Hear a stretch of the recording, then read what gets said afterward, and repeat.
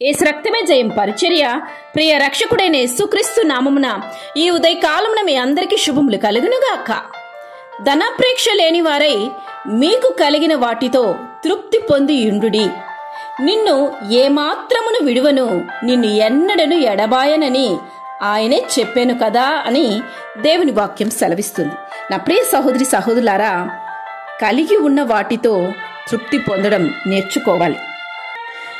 వస్తువాహనాలలో డబ్బులో సంతోషం ఉందని, ఆస్తిపాస్తుల్లో ఆనందం ఉందని చాలా మంది అనుకుంటూ ఉంటారు. కానీ నిజానికి సుఖభోగాలలో, ఆస్తిపాస్తుల్లో నిజమైన ఆనందం, సంతోషం దొరకవు. కనుక నిజమైన సంతోషం ఎక్కడ దొరుకుతుంది? నీకు కలిగి ఉన్న వాటితో తృప్తి పొందినప్పుడే నీ హృదయంలో నిజ సంతోషం దొరుకుతుంది.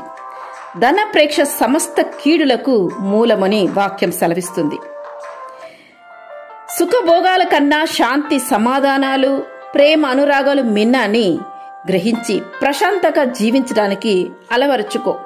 ఉన్నదానితో తృప్తి చెందకపోతే పొందిన దానిలో నువ్వు ఎన్నడూ కూడా తృప్తిగా ఉండలేవు. నీకొని దేవుడు ఏది అనుగ్రహించారో, నీకొని ఏ కష్టార్జితను దేవుడు నీ ఇంటికి చేర్చారో వాటిని బట్టి తృప్తి కలిగి ఆయనను మహిమపరచు. అప్పుడు అవన్నీ నీకు ఆశీర్వాదకరంగా మార్చబడుతుంది. ఈ లోకంలో మనకు ఏది శాశ్వతం కాదు. దేవుడే మనలను ఈ భూమికి పంపించాడు. మనము కేవలము యాత్రికులం అన్నది ఎన్నడూ కూడా మరచిపోకు. వచ్చినప్పుడు ఏమీ తీసుకురాలేదు, పోయేటప్పుడు ఏమీ పట్టుకొని వెళ్ళము. నీవు ఈరోజు ఏమి కలిగి ఉన్నావో దానిని అనుభవించు. నీవు ఎక్కడ ఉన్నావో అక్కడ తృప్తిగా జీవించు.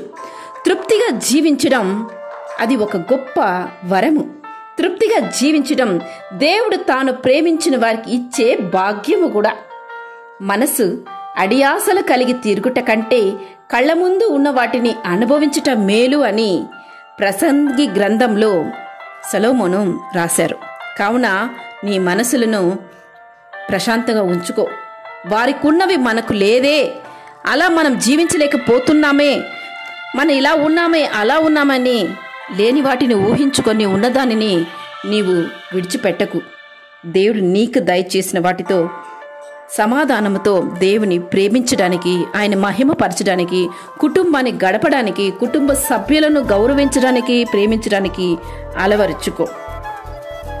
మనము కోరదగినది గాను, చూడ ముచ్చటైనది గాను నాకు కనబడినది ఏదనగా, దేవుడు తనకు ఇచ్చిన నియమించిన ఆయుష్కాలములన్నీ ఒకడు అన్నపానములు పుచ్చుకొనుచు తన కష్టార్జితమును బట్టి క్షేమంగా బ్రతుకుచుండుటే.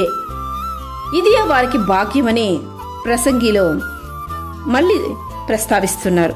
కనుక ఉన్న వాటిని తృప్తి కలిగి జీవించి ఆయనను మహిమపరచు.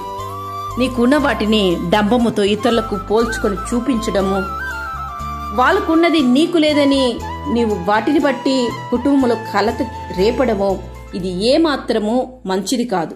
దేవుడు అటువంటి అలవాట్లను ఇష్టపడడు.